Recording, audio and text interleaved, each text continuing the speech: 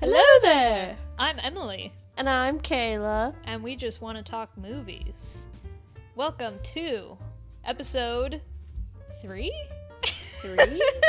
I can't believe it's only been 3. I cried last episode. It feels like we've been doing this way longer. We got into it last time. It got emotional. I promise I won't cry today. Well, I'll probably just might. get angry. I'll get emotional, but she's not. I'll probably say that a movie made me cry. Yes. She's not stuffy right now because she's already been crying. She's stuffy because she's sick. Oh yeah. I'm getting over a cold. See, I'm so used to how I sound, right? Because I've been so stuffy that I don't even notice it anymore. Today, what are we doing, Kayla? Tell the world. Oh. Well, this is a topic that I am very passionate about. Today, we are talking about the depiction of dogs and cats in film. Yes. The ways that cats get the short end of the stick, specifically. Yes. This is going to be an episode that will probably trigger a lot of people. But what else is new? Because we say some pretty weird stuff. Disclaimer, I'm a cat person, not a dog person. Cats are superior in every way, but dogs are also cute, I have to say. That rhymed. I just would never... Yeah. I just would never, ever own one, probably. I would far prefer to own a cat, and cats do not get the recognition they deserve for being the perfect creatures that they are. There's never been a more perfect creature than a cat, and you can take that to the bank. And you can call her a crazy cat lady, and she will take that as a compliment. Yes, I will. First of all, we have our news. Not much news other than, of course, the Oscars happened. Mm-hmm. First of all, I would say it was a pretty good show, I thought. It moved along very nicely. I didn't mind, what's his name? Conan O'Brien as the host. Mm-hmm. I still think there should be no host, but if there's gonna be one, he was alright, so. And the dresses, fabulous this year. Oh my god, I'm Ariana Grande's ruby red dress was my favorite. Cynthia Erivo's wedding gown. Yes. That was pretty amazing. All the dresses in the James Bond tribute. Oh, amazing. I thought it was a very good show. I enjoyed it. See, I know that there's controversy because I didn't watch it because I am in the UK and I would have had to stay up way too late to watch that. But I heard that there was controversy because they were giving the big name actors, a lot of time for their speech. And they gave the smaller known people and the smaller awards not much time. There was one award, I can't remember what it was for, but there were 3 people who were gonna be accepting it, and 2 of them gave 20-second speeches, and when the third guy got to the microphone, they completely cut the microphone and he couldn't say anything, which sucks. Yeah. But then they gave Adrian Brody almost 6 minutes to give his speech. They gave Zoe Saldana a long time too. Yeah, all the big name actors. Which I feel I guess it's probably like that every year, but I think a lot of people got really mad about it this year, especially because Adrian Brody's was so long. I feel like Joaquin Phoenix's was really long when he got his. I remember being like, all right. Yeah. I actually didn't see Adrian Brody's speech because when I was watching it, it was recorded on a DVR, and for some reason that chunk got cut out of the recording, so I didn't see his speech. Nice. But see, you had a nice flow because it was pre-recorded. That's the way to go. Yep. Yeah, I was as surprised as everyone that Honora swept when previously it wasn't really getting much. Not the big stuff anyway, like directing and all that. So I was very surprised. I think it is one of the better films of the group. I haven't seen all the movies, but I wasn't upset by it. I mean, if it had been Emilia Perez or something, I'd been like, Hold They on. couldn't do that. I Hold wonder on. if they changed stuff last minute. I feel like maybe because the Golden Globes, they won best Yeah. And a movie, lot of the award shows. which But was I think that the terrible. voting closed relatively recently, so it could have been real. Yeah. But I watched Honora after the awards because it got so many awards, and I really liked it. Yeah, it's kind of a crazy movie. Yeah, it's kind of like a road trip comedy, it turns into, which I really liked. The whole middle, I was just in it was tears. really fun. Yeah. Yeah. It was hilarious. And the first hour or so is a completely different genre, so it was like, oh wow. Yeah. And yeah, it's an indie movie, so that's nice. I really wish Demi Moore would have won Best Actress. I think that would have been really cool. I'm not exactly surprised that she didn't, because it's a body horror movie, and you know, just the type of message it was trying to say. I'm like, I think they gave her the other awards to be like, oh yeah, see, we see you, we respect you, but we're not gonna give you like the big one or anything. So yeah, I really thought we were gonna go there, but unfortunately no. it's funny that they even nominated it for Best Picture, because it's like, I know you're not gonna give it to a body horror movie, come on. Like, don't even try to pretend. One of these things is not like the other. But I'm glad that it got recognition and respect, and of course it won Best Makeup, which that's not, how could it not? Yeah, if it didn't win that, there would have been a serious problem. Yeah. So yeah, at the very least, I love seeing, especially a horror movie like that, just bizarre and gory and insane. Getting that kind of recognition is really exciting.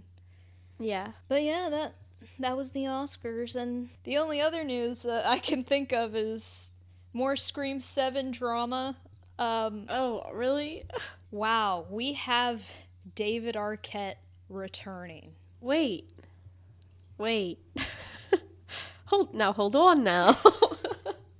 I don't even want to know the mess that is going on right now with that script. At this point, we have 3 characters who are supposed to be dead coming back. I don't know if they're doing like what they're doing with Billy Loomis, where they're going to be ghosts or something. Because if you have 3 ghosts, that's going to be really dumb. I feel like it was dumb when they did it with Billy, I thought.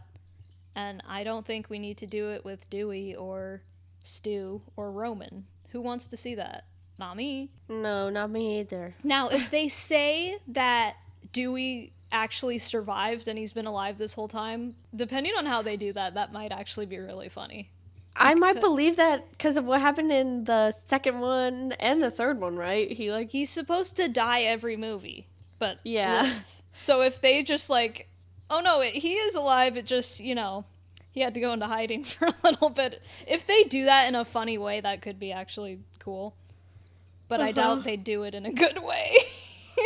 I know, with the track record of these films, I'm completely, I don't even care anymore. I know. I've lost interest. I want to hope that they can smack all their heads together and finally get a brain between everyone in the script room, but I don't know. I don't have faith. Let's get into the good stuff. Yes. Because I'm sure Kayla has much to say. Let's get Kayla riled up. I'm going to get on my soapbox. Okay, folks. So, there are many differences we can go over in the way the cats and the way the dogs are handled. But first, let's go with the straightforward depictions, which is stories specifically about cats or dogs when they're like the main character, or at least a very important character in the movie. So, what I have noticed is that when cats are like the heroes of the film, the heroes, quote unquote, they're usually a lot more morally gray than when dogs are. You have Puss in Boots, icon. You have Cat in the Hat, icon. You have Garfield, icon.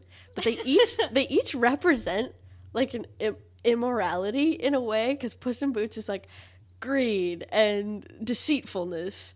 Cat in the Hat is he doesn't listen to authority.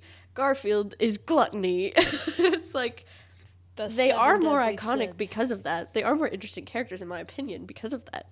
However, it's an interesting thread. You also have the Aristocats, Duchess, and Thomas O'Malley. Now they're a little bit more wholesome, I would say.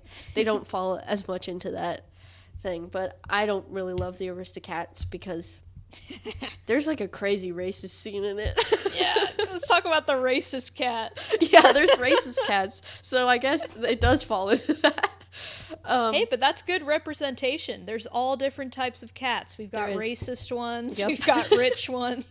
Yep. And it's the truth. But on the other side of that, you've got dogs. Some notable dog movies. Bolt is the hero. 101 Dalmatians. They're all the heroes. You root for them.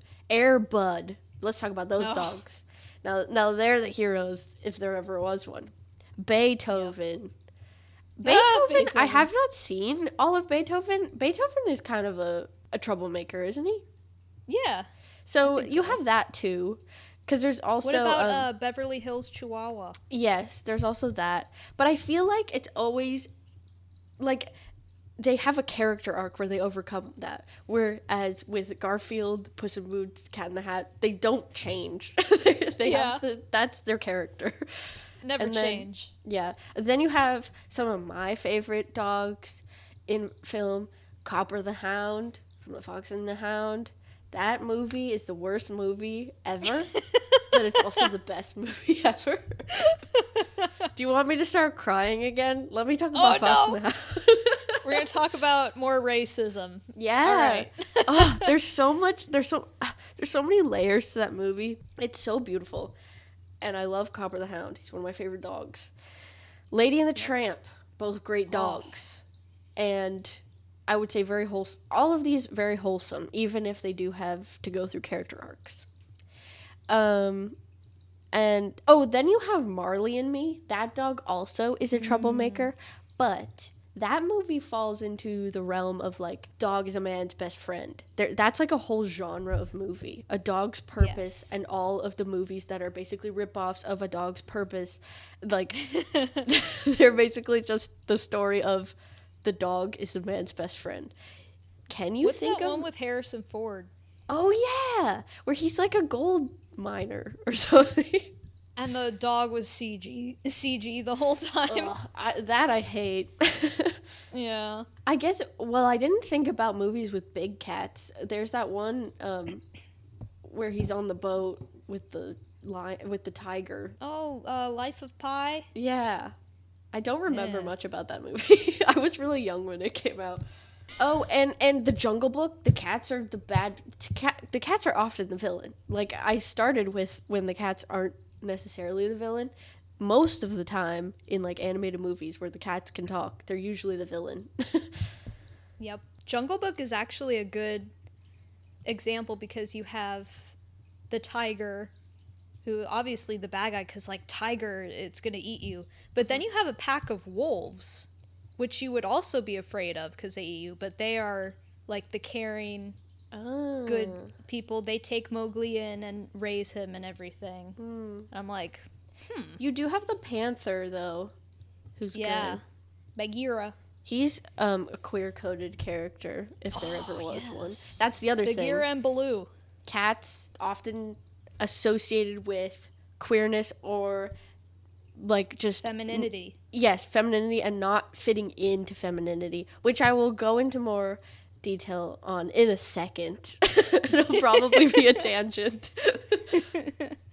We're going there, folks, so get ready. But did you have anything more to add on that side of it? So, basically what you said, when you think of dogs in general, but in film as well, it's man's best friend. And even in those movies like Beethoven and Marley and Me, when the dog's more causing trouble, it's still like, Yeah. the overall tone's like, oh, but he's so adorable.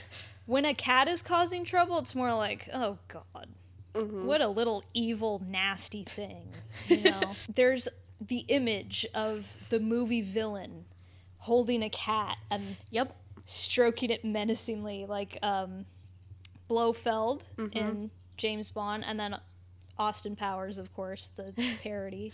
I think, there's a scene in The Godfather where he's holding a cat. That's like a classic motif, is the stroking of the cat. Yeah, and the cat looking all evil. You have Filch, Harry Potter, and Mrs. Norris. The stepmother from Cinderella. Yes, Rucife. He's an iconic cat. I love him, and I will not hear bad things about him. Literally a cat called Lucifer. I want to name my cat Lucifer. That's incredible.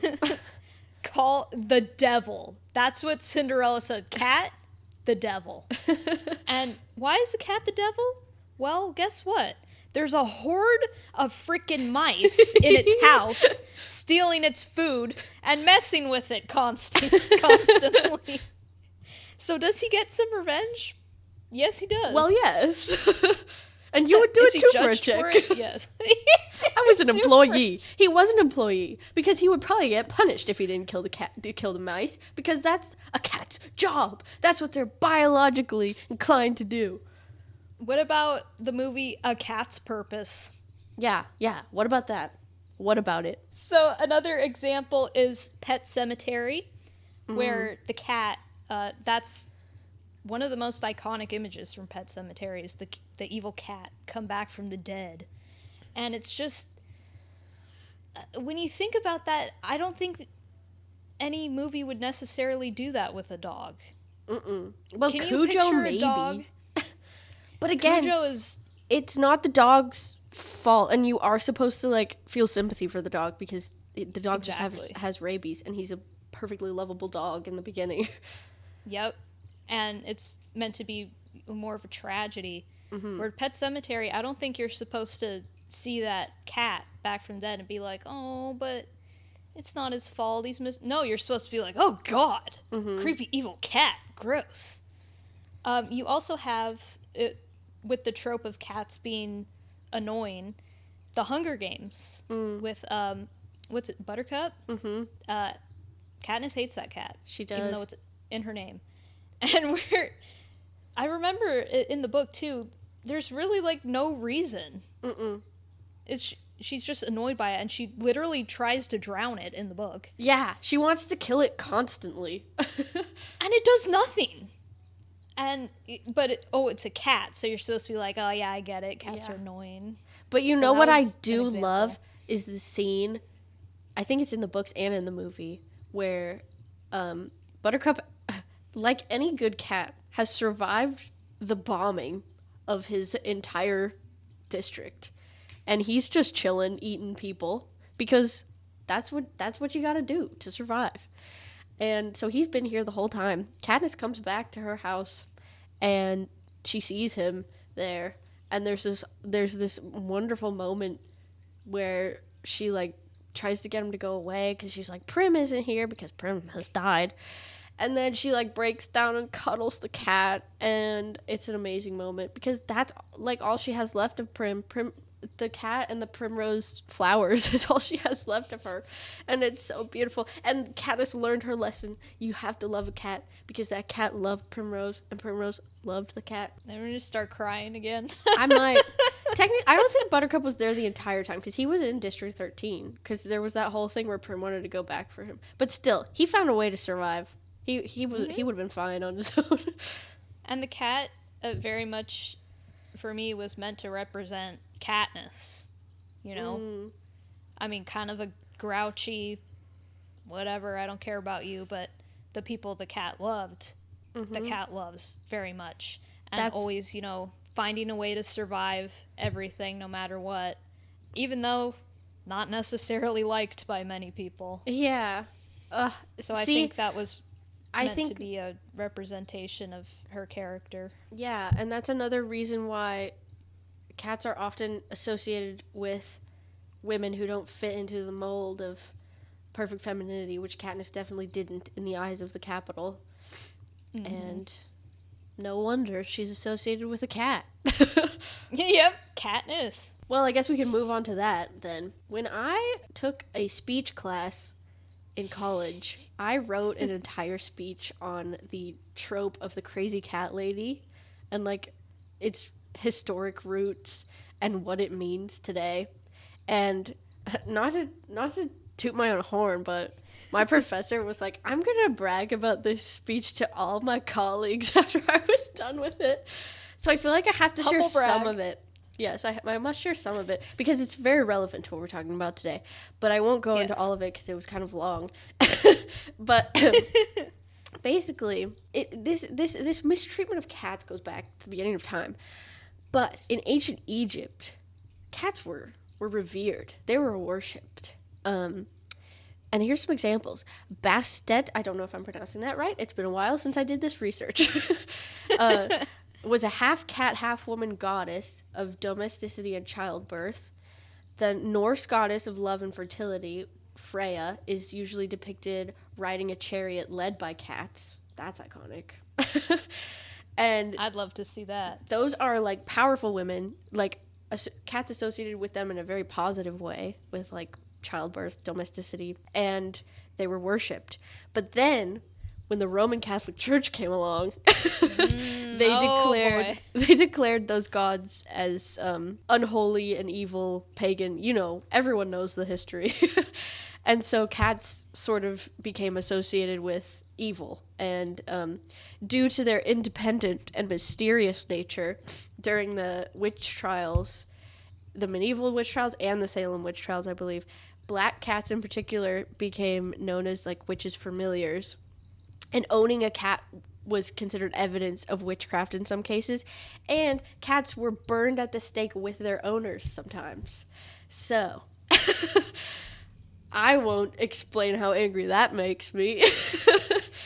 And then once the witch craze died down, they're still sort of associated in that way. So a single woman who owned a cat was looked down upon and considered a nuisance, and it proved that she was like unable to find love and she was too weird to find a man to marry and have a perfect life. She was using a cat as a substitute for a husband and a child. I've got an excerpt from like an old Victorian England newspaper article where this dude said, "There is nothing at all surprising in the old maid choosing a cat as a household pet or companion. Solitude is not congenial to human nature, and a poor, forlorn female, shut up in a cheerless garret, brooding all alone over her blighted hopes, would naturally center her affection on some of the lower animals." Wow. Cats are not lower animals. Cats are, you don't even know. Cats are above you. Cats are above me. Cats are above us. They are gods.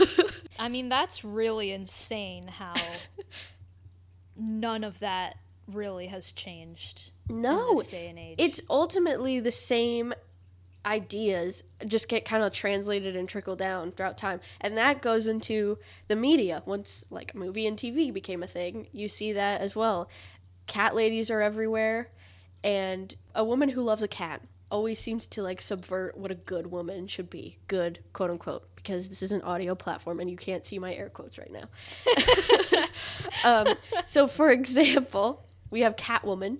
She's portrayed as confident, morally gray, often very sexualized, and even the creator of the character, Bob Kane, said, "We knew we needed a female nemesis to give the strip sex appeal. Cats are cool, detached, unreliable. Cats are hard to understand. They are erratic, as women are." No. So that's crazy. Can you say incel? I know. As much as I love Catwoman, that's crazy. Yeah, that's what we call an accidental ally. I know. Because you created a woman that just proves why cats are amazing. Exactly. That's the other thing is like, a woman who loves cats in media and in real life is looked down upon. But to me, and I think to a lot of other women, we're like, that's cool. She's doing her own thing. And she has a cat, and the cat is cool too. So I love characters like that.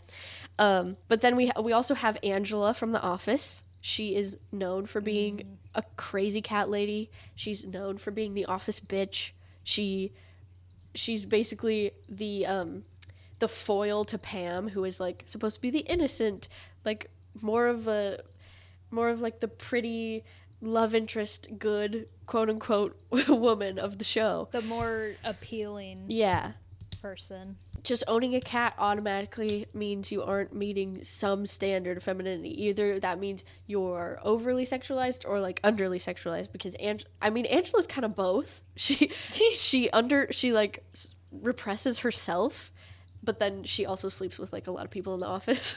So a lot of people think they call her like a slut and stuff like that. I don't think so. Slut shaming, Angela can do whatever she wants, and she can own as many cats as she wants. I love Angela.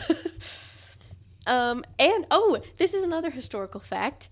Cats were used in anti-suffragette propaganda to trivialize the movement and make women seem like nothing more than animals. I remember I used a poster in my like presentation of this where it was like this evil looking cat in the suffragette fit with like the we need votes, women need votes, and like making them look like crazy animals, which is crazy.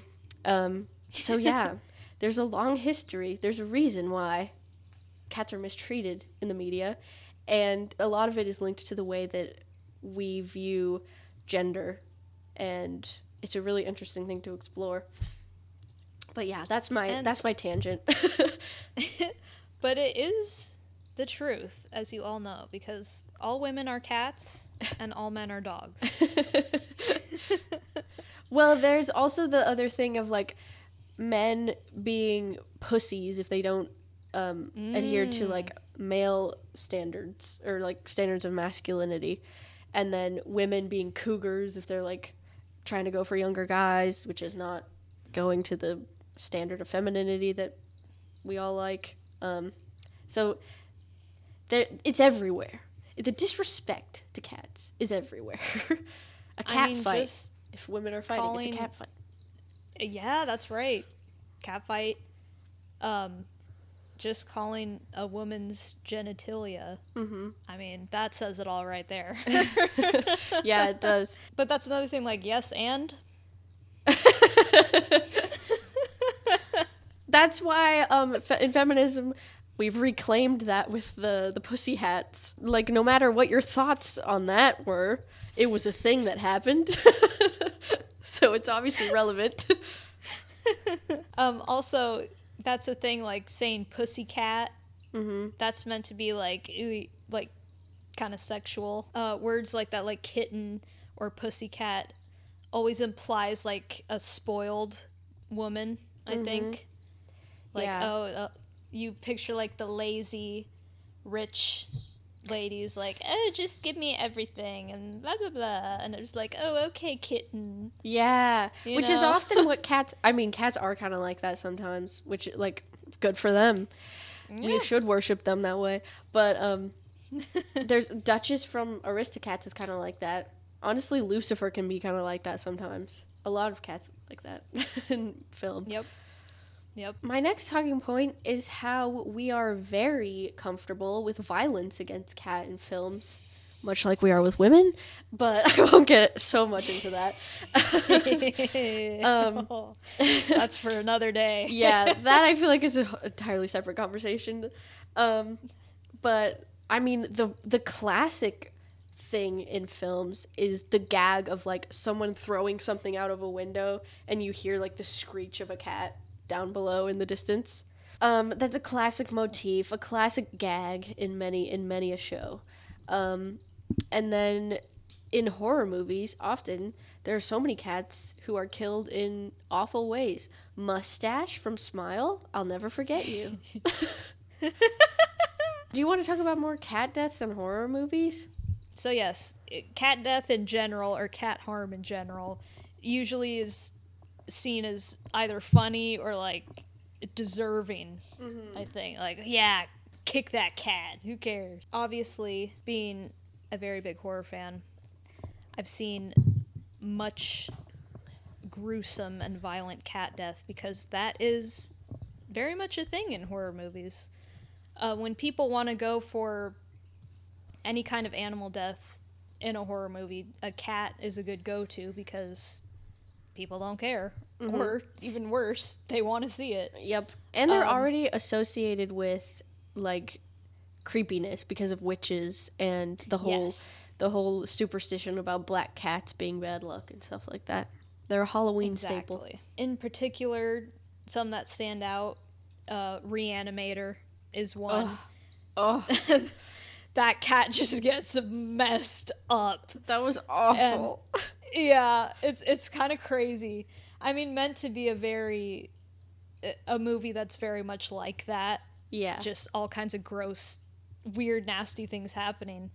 But it makes sense that they would choose a cat at first to do that with. And I believe the cat was the girlfriend's cat. And she was seen as kind of an annoying character or someone always nagging at the guy. Yep. So that was interesting. But yeah, they kill the cat pretty brutally, bring it back to life. It gets all crazy and nasty. They kill it brutally again, bring it back to life again. It's all twisted. I mean, I like that scene. It's funny, but yeah, I mean, that's definitely a thing. One that always stands out to me is from a movie called The Collector from 2009, I think, which is a very good, very underrated horror movie. I like it a lot, except for this one scene. There is an extremely elongated and unnecessary torture and murder of a cat. Basically, this guy, the collector, he goes into people's houses, sets traps up everywhere, and like brutalizes them throughout the night. And so there's the house cat that gets caught up in all of this, and it gets stuck on like this sticky board or something, and it's screaming. It can't get off, and the guy tries to get it off, but he rips it, and it like rips some of the skin off the cat, and it's screaming and going crazy, and it's very detailed. And I'm like, okay, I don't know if this was really necessary. And then after he gets it loose, he throws the thing like it's a rag doll. The thing, I think it hits the wall or something. My God. Then it tries to escape out the window, but of course there's a trap there. And a blade comes down, chops the cat's head off. Again, very detailed. Yeah. Very brutal. You see everything, and it's very nasty. And I'm like, I very much enjoy the movie. I like it a lot, and I will always stand up for it because it's underrated. But that scene has never really sat well with me. I'm like, I don't know if we needed to go that far with the brutalization of a cat. I mean, the cat dying and everything, like, whatever, it makes sense for the movie, but I just don't know if we needed that much detail. Yeah. And you just know, if that had happened to a dog, there would have been outrage at this movie. People would have been like, absolutely not. It's animal cruelty. It's disgusting, blah, blah, blah. I don't think I've heard anyone talk about this cat death because, again, I get the feeling it's supposed to be funny and you're supposed to kind of root for it to happen. That's crazy. Yeah, so that's something. Another one is the Firestarter remake. There's a very unnecessary, slow, brutal death of a cat. And it's supposed to be uncomfortable and not good, obviously, within the context of the movie. But again, I feel like if it had been a dog, people wouldn't have allowed it to happen. People would have been like, no, animal cruelty. This movie's awful. Now, I will say, Fear, that has a pretty awful dog death. That is true. That is true. But again, I think that one, it's still pretty quick, you know? Yeah, you don't see it really happening. You just kind of see the aftermath, if I remember correctly. Yeah, absolutely horrifying. But again, I don't think you'd see a cat death like that. Whenever you see a cat death, especially in horror, the cat's always screaming and clawing and growling, and it's just long and brutal, and you're like, okay, can we stop now? It's never quick like that, I feel like. I could go on a tangent right now, but I won't. Another thing I wanted to bring up very quickly, just because it's sort of recent, is the movie Chaos Walking. Oh. A lot of people who saw this movie were very upset about the dog death in it. That's right. I was trying to think. I was like, wasn't there a movie recently where people got mad because a dog died? Yeah, there was... I don't want to say outrage because not a lot of people saw the movie, but the people who did were very much like, there needed to be a warning about the animal death and blah, blah, blah. And I'm like, I wonder if that had been a cat, would people have been as upset? I don't know. Probably not. I hope that the tide is changing now, but I don't see much evidence of that. That kind of gets into my, I don't know how much more you had, but my last point was going to be like positive representation of cats. I had one more negative. Okay, yeah, go ahead. I love to always bring it back to Interview with a Vampire. Ah, yes. In this sense, it's not in a positive way. This is my least favorite scene from the show, and it makes me so mad. Basically, as we all know, probably because I've talked about this so much, Louis does not like being a vampire because he doesn't like to have to take life, because he thinks it's kind of messed up, and he's like, what if these people don't deserve to die, and I'm just a monster? Well, Lestat tries to help him with this and says, what if we kill, like, a really bad person who's done bad things, or at least plans to do bad things? And he's like, all right. They find a guy who's like an awful guy who, like, I think he just steals from people. I mean, obviously doesn't justify killing him, but it's still, he's a bad guy. Lestat, like, breaks his spine. He's, like, already gonna die. And he's like, okay, gonna kill him, Louis? And Louis' like, he can't do it. He grabs a random cat, an innocent little baby, and he kills and sucks the blood out of the cat. Now, what did that cat do to you, Louis? What did that cat do to you? That any day I would have chosen that man over the cat. It makes me so mad. And I think in movies in general, but in horror specifically, whenever you see animals, if you see a dog in a horror movie, there's always a sense of dread. Mm-hmm. And like, oh no, I hope nothing happens to the dog. Oh God, is the dog okay? When you see a cat in a horror movie, you're like, all right, when's this thing gonna get it? You know? I know. That seems to be the general attitude. It's awful. Which it seems like it should more so be the opposite, because horror is so much about people finding a safe space and being different, and the monster, maybe, quote unquote. And so, I don't know. It feels like cats should be more so heroes in horror movies, because that subverts the expectation so much.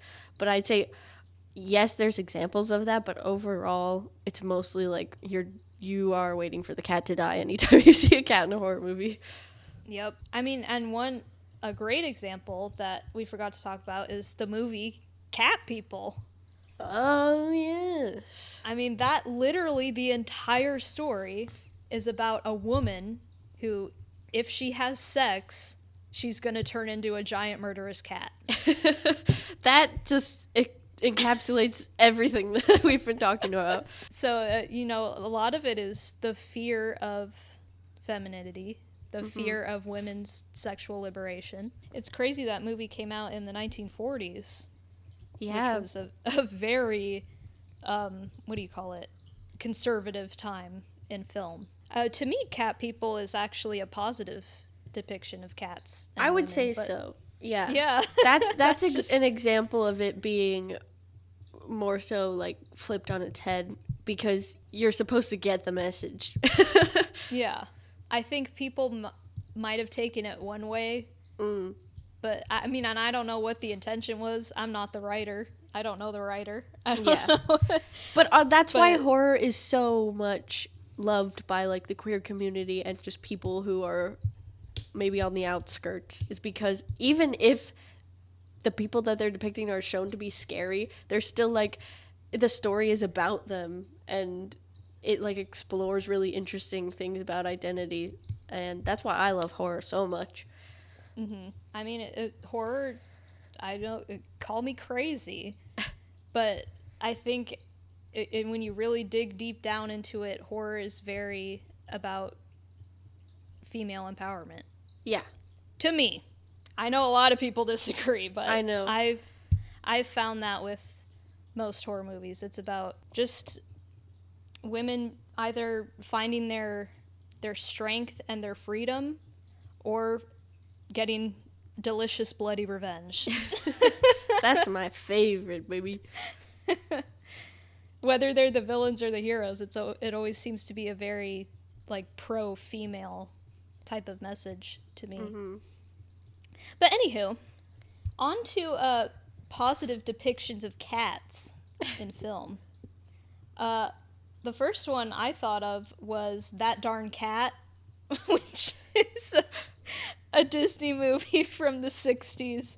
I think what's interesting about That Darn Cat is the cat is in a position that a dog would usually be in a film. We're like, oh, it's a little troublemaker, but at the end of the day, you know, his antics end up helping people out, and everyone's like, oh, thank you, beautiful Siamese cat. So that was one that's interesting to me. You don't see a lot of movies like that. What about Alien? Yes, I did have Alien on there. One of the reasons why I love Alien is the cat, Jonesy, I'm not gonna lie. It's just like, you know, finally a movie that's like, yeah, they actually care about this cat and they want to protect it, and you as an audience member too are like, oh no, I hope the cat's okay, I hope the cat doesn't die. Yep. And thankfully, it does not. We saved the cat, and the cat is okay. And of course, I mean, Alien, a great depiction of female empowerment. Yeah. And just like, I know that the script was written without any specific gender in mind for any of the characters. So that's something I really like about it too. Yeah, and you can tell. It's not like it's not a movie that has to say to your face, hey, this is a person who's strong because she is a woman. Yeah. Do you get it? It's just like, no, she just is strong because she's smart. She's like Mulan in a way, Ellen Ripley. Because she, lucky enough, was the smartest one, and she has her little cat sidekick now, and it's adorable. Another one I thought of was Coraline. Yeah. The cat in Coraline is iconic, and again, it's a black cat. It's a creepy movie, so you'd assume like, ooh, what's this villainous cat? But no, it is an ally to the main character, there to help her, which kind of subverts expectations. Yeah. Same with I love that cat. Binks from Hocus Pocus. Yes, that's another one. He's kind of very similar to the one in Coraline. Yeah. So those are some lovely black cats. Another one of my favorite examples is Stephen King's Cat's Eye. Oh, the cat. I need to see this. The cat's amazing. Once again, it's a role that a dog would usually have in a movie. This cat, it's an anthology, so the first few stories, the cat's kind of just wandering around, watching this crazy stuff happen, and then in the last story, we see the cat go home to its, I don't know what you call it, its owner, or its human, but it's a little girl, Drew Barrymore. Aww. You may have heard of her. And so she's getting ready for bed, going to sleep, and then these little demons or goblins or whatever are coming to attack the little girl. And the last story is about the cat having to protect her in the night and fight off these little goblins. And it's just so adorable, and I love seeing a cat like that that's just going to battle to protect the little girl. And I mean, that's how we need to see cats, you know? There's real life examples of that too. There was like a news story about a cat who attacked a dog that was trying to bite the little girl and its family. Yep, I've seen that. It was a badass cat. Yeah. Cats, I mean, listen. You may not see it often because they just don't care. But when they care, watch out. They love their owners. They just don't show it in the same way that dogs do. And I think Exactly. it's just very representative of, like, people like dogs because they, like, worship humans and they're loyal. They'll do whatever they want. Cats, you can't push around as much. And you know what? We need to learn to be okay with that and still call it love, because it is love. But it's just different than what you'd find with the typical dog. They don't need much in return. Mm-hmm. I think, people, it's like, oh, give me love, give me attention, give me scratches, oh, la, la, la, la. The cats are like, no, if I need it, I'll let you know. But other than that, get away from me. And disclaimer, that doesn't mean that you should ignore your cat or leave it alone for, like, days at a time. Because some people think that, too. No, cats need love just like any other creature. They shouldn't be left alone in the house. Anyway. What about Fat Louie from The Princess Diaries? Fat Louie's an icon. I also want to name my cat Louie, and if my cat happens to be fat, I will be naming him Fat Louie. Louis de Pont de Cat. Yes. That's what you said. And Claudia. If I have a girl cat, I'm calling it Claudia because that's such a perfect name for a girl cat. A perfect name. Perfect. CLAWDIA. Yeah, I'd probably spell it like that too, yeah. Claudia Dupont du Cat. I did not. And the cat Lestat. Pronounce that right. Yeah. Lestat de Leoncourt, lion. Oh, cat. There you go. See? He has the presence of a lion, but for some reason he's not a cat person. I don't understand it. I disagree. He seems like a cat person to me. It's he has the makings of a cat person. And whenever he goes on about his dogs, I'm like, oh, who are you? Who have you become? My last examples are some recent depictions of cats in horror movies. Yes, Smile, Mustache, the cat. So that's one of the cutest cats I have ever seen in film, ever. Yes, I love Mustache. I feel it may have just been the way I interpreted this personally, but this also felt a bit more like how a dog would be represented in a horror movie, because you see this cat and there's this sense of like, oh God, is the cat going to be okay? What's going to happen? And then of course, when you find out the cat is dead, it's not, you don't see this gruesome, in-depth death. It's dead, and it's meant to be very sad and horrifying, I think. Yeah, I don't think agree. It was meant to be funny, but that could have been just me.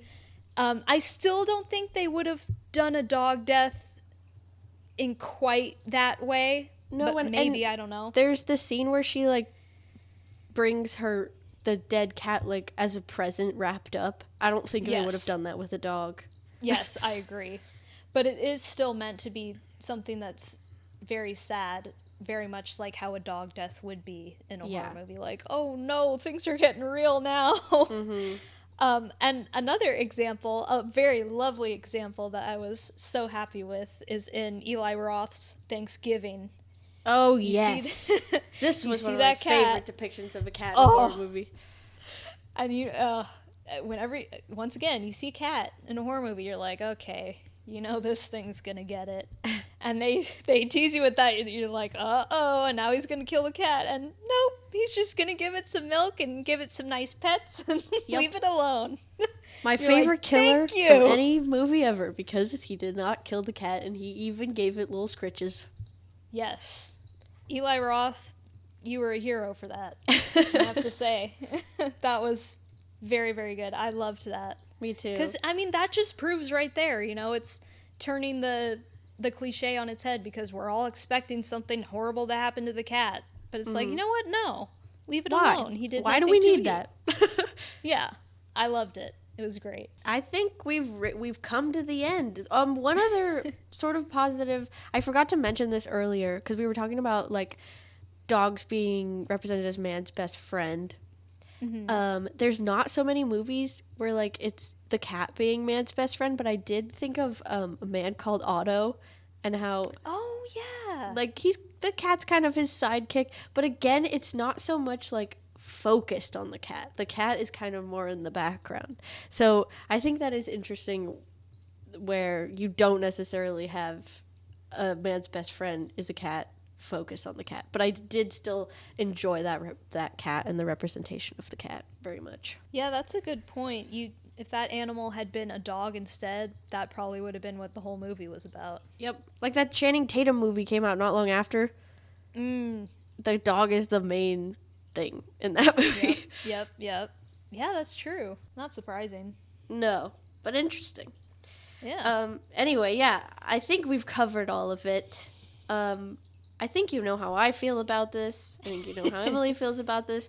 I want some more good cat movies. Please, if you're a filmmaker, get on it. I'm ordering up. What is that meme? That is amazing. Give me 14 more of them. Or something yes, yes. That's me with the good cat representation. Yeah, I would love to see more movies like Cat's Eye, personally. What would be really amazing to see is a cat in a role like the dog had in Prey. Yeah. We need more of that. That dog was amazing. Love that dog. That's the closest we've gotten is probably the cat from Alien to that. Yeah. But I need more. I mean, there's Captain Marvel. The cat's kind of the sidekick in that. I didn't love that movie, though. Dude, I completely forgot about that, to be honest. That's the thing. I also have to like the movie. Yeah. The cat scratches out Nick Fury's eye. Yeah. Which is stupid. I know. I didn't like that because, yeah, whatever. The cat is an alien, which is kind of cool. Yeah, and it's a cute cat. And I think in the second one, there's a bunch of kittens, which almost got me to watch the movie, but I did not tune in. You watch a cat compilation at least on Yeah, YouTube. I should find clips. All right, so that's that. Shall we discuss what we've been watching as of late? Sure. I saw The Monkey. You did? Oh my gosh, what did you think? Wild. It was, okay, I have to say, The Monkey is the most Stephen King movie I've ever seen. Like, if there was a movie that I could say encapsulates the feeling of reading a Stephen King book, that is the movie. It's so weird. It was very Stephen King.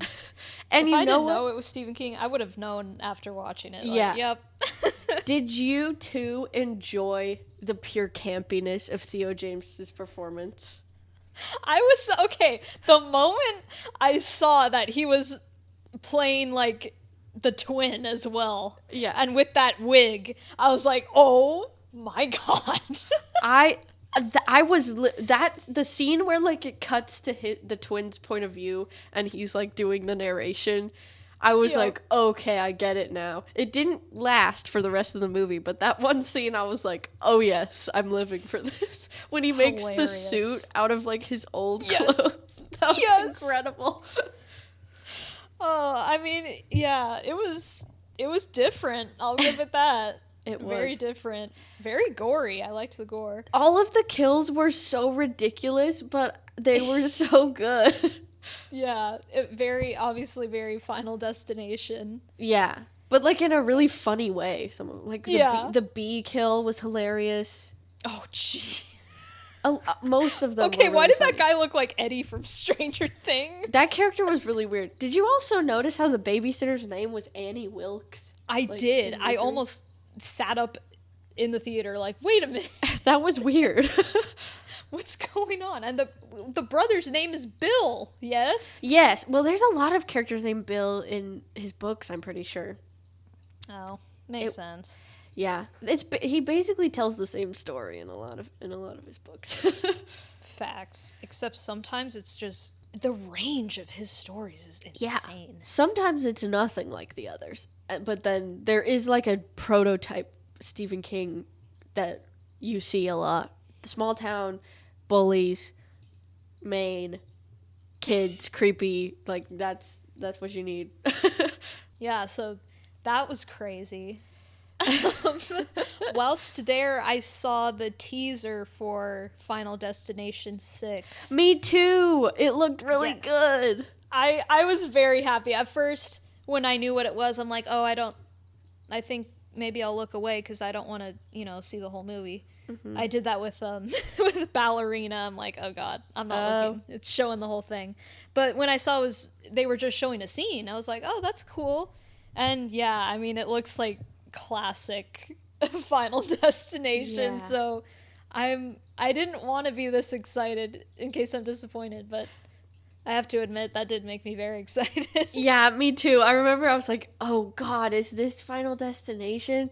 And I was like kind of worried that I would hate it. And then I was like, you know what? They did it again. And I will be seated. Yes. I'm so excited. I can't wait to see one in the theater. I've never seen it in the theater. So that'll be really fun. Mm-hmm. Well, I rewatched WandaVision recently.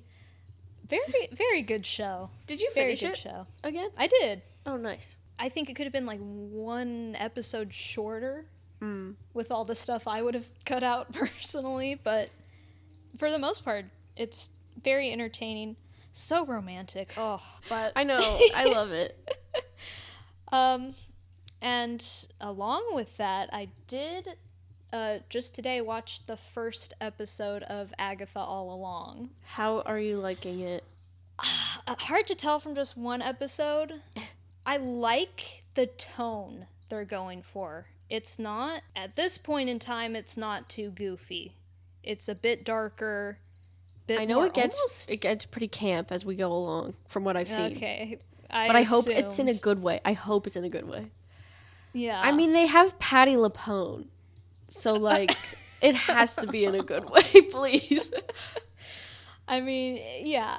I mean, it started off almost like a horror crime thriller theme, which I was like, okay, I can get into this. And then, the dialogue is a bit too Marvel for me. They gotta fit the jokes in there, and I'm like, don't like that. But, I mean, I am interested. I mean, I'm gonna finish it, I think. Okay. I'll start watching it then. I'm intrigued, too. Joe Locke, what can I say? Him as an American emo teenager is pretty much, thus far, it's everything I was hoping. Yeah. I don't know why he sounds 25 when he does an American accent, but here we are. That's funny. Do you know... He started speaking and I was like, what the heck? Do you know anything about, like, who he is playing? Do you know who he's supposed to be? I know the twist. Okay, good. Just so I don't say anything. Which was interesting because going back and watching WandaVision and seeing him as a little boy during the Halloween episode, he was wearing the costume that I know he ends up wearing in this show later on. So I was like, oh, dang. I know that look. I've seen pictures of that. The comic accurate costumes. Yes. So, yeah, I'm excited to see what happens with that character. Yeah, I'm cautiously optimistic. Yeah. Hopefully that means he might be in more Marvel stuff. I don't know if that's a good thing or not, honestly, at this point. Yeah. I mean, they're setting up the Young Avengers. Yes. Which I guess. I don't know if it's ever going to happen. They're not going to be young by the time they do it. I know. And I mean, how many things has Marvel set up that they never freaking do? So, I don't know about all that. But, see, this is why I'm like, is this show going to be a complete show? Or is it all just going to be a setup for something else? I really don't know. I don't know WandaVision was its own satisfying story, I felt. Yeah, overall, for the most part. By next episode, I will give my full thoughts. All right. Other than that, in related news, I finally have watched Heartstopper, and I don't know if Kayla has seen the content calendar recently. Are we going to talk about it? I've decided I will dedicate an entire episode to giving my thoughts on this show. Okay. So then next that means we episode- contractually need to add my interview with the vampire episode. I did. I put that on there as well. Okay, yay. I'm so excited for this forget season. when. What did I tell you? Season 3 is going to be a banger season, everyone. I know probably half of you don't care about either of these shows. More so people don't care about Interview with a Vampire. But hopefully there's Yeah. still an audience out there for Heartstopper. If you like it, tune in. If you don't, you do not have to. Yeah, you can skip, but I need a whole episode to speak of this. Okay. So. Well, all I'm going to say is, folks, it feels good to be right. I've been telling her to watch this show for years. Same with Interview with the Vampire. Well, that one I actually forced you to sit down and watch, like, within, 5 months of me finishing it? I have to say, well, I'll get into it. Oh, you'll hear my thoughts next episode. But yeah. Oh, it's next episode. Okay. Yep, next episode we will be talking about Heartstopper. Ooh. Don't mind if I do ooh. Oh, what have I been watching? I'll try to go fast. So I just went to see Mickey 17 in theaters. It was really good. And I thought Robert Pattinson did an excellent job and a very fun job. It was very entertaining. What is the girl from Star Wars? What is her name? Oh gosh, Naomi Ackie. Naomi Ackie. She was the best part for me. I really liked her. Her character was really fun, and she did a really great job. And overall, it was a lot of fun, and it made me laugh. My nose is so stuffed. Hold on. I swear I'm not crying again, guys. I'm crying over Mickey 17. I'm out of tissues. No. How could this happen? Just got a little emotional talking about Mickey 17. I did not cry during the movie. I can guarantee that. I also saw The Monkey, which we already talked about. It was bizarre. It was interesting. Crazy. I don't think it'll be in my top this year, but I'm glad I saw it. Yes. What else? I've been watching a lot of shows. I've been watching Severance, which I haven't been talking about. Listen. Season 1, I was not too big of a fan of, and I know that that's probably going to make people angry. People get very defensive about this show and say, if you thought the pacing was too slow, like, you don't get it. And, like, I understand that. But also, you have to, like, build on a mystery. When the show is based entirely on what the hell is going on, you have to build on it in an engaging way. And the first season being 10 episodes, and we don't really find out much until the last episode. I mean, you find out, and they do build up in an okay way, but I don't know. It was just too much dead space for me for 10 episodes. If it were like 6, it would have been a lot better. If it were a movie, it would have been divine. But unfortunately, it's a show. Now, season 2, on the other hand. Now, season 2. I'm trying to go fast. Now, season 2, from like episode 3 or 4 on, it was oops all bangers, and it was incredible. The way that they're ramping up, the way that they're adding to the mystery, the way that they're like not afraid to go off and do like sort of offshoot episodes that still build into the main story. It's been excellent, and I've been looking forward to it every week. As much as my hopes have been lifted tremendously by this show, I am hesitant to say that I am fully on board at this moment in time. However, I do recognize that like the concept behind it and the production design and everything, the acting, like it's a very well made show, and I will continue watching it even if this season disappoints me, because I would like to see what they do with it. Yellow Jackets, I've also been watching. Now, season 3 has not been pleasing me, folks. Season 1, excellent season of television. Season 2, it got a little bit more wacky. We got Elijah Wood in there, which made me quite happy. Other than that, it kind of, I liked season 2, but by the end of it, I was getting worried. Because, again, this is another show that's entirely based off of what the heck is going on. And at this point in time, with season 3 being like almost halfway over, I'm getting to the point where I don't even care what the mystery is anymore, and that's bad news. You shouldn't have that happening in a TV show where the whole thing is based off of the mystery. I'm still gonna watch it, like I said, because I do enjoy most of the characters, although in this season I feel like they don't know what to do with half of them because there's too many of them at this point. And like they randomly killed off a character, and I'm like, okay, so now what? I feel like it'll hopefully lead to something actually happening. I don't enjoy, like, the first 2 seasons I enjoyed watching how like weird the characters are. I don't enjoy it as much this season. I don't know why. I feel like there's less charisma going on with the dark comedy that they're doing. And even like because the teen storyline is more horror focused, the horror isn't really there. It's also kind of getting goofy, so like I feel like they're just kind of flattening out with their tone to the point where it's just boring. So hopefully that changes, like I said, with the killing that just happened, or like the death that just happened. Hopefully that amps up the story a little bit. Hopefully we get somewhere. I still have some hope, but it's definitely deflating from my body as each episode comes out. And yeah, that's pretty much all I've been watching. I watched Anora, like I said. I watched A Complete Unknown, the Bob Dylan movie. Too. Which I liked it. I don't know much about Bob Dylan, so like I didn't really have a lot of expectations. I also watched it when I had a really high fever, so I don't know if I like took in everything I was supposed to. But I enjoyed the story. I enjoyed Timmy. I enjoyed the songs. I like a few of the Dylan songs. What does he know about cameras?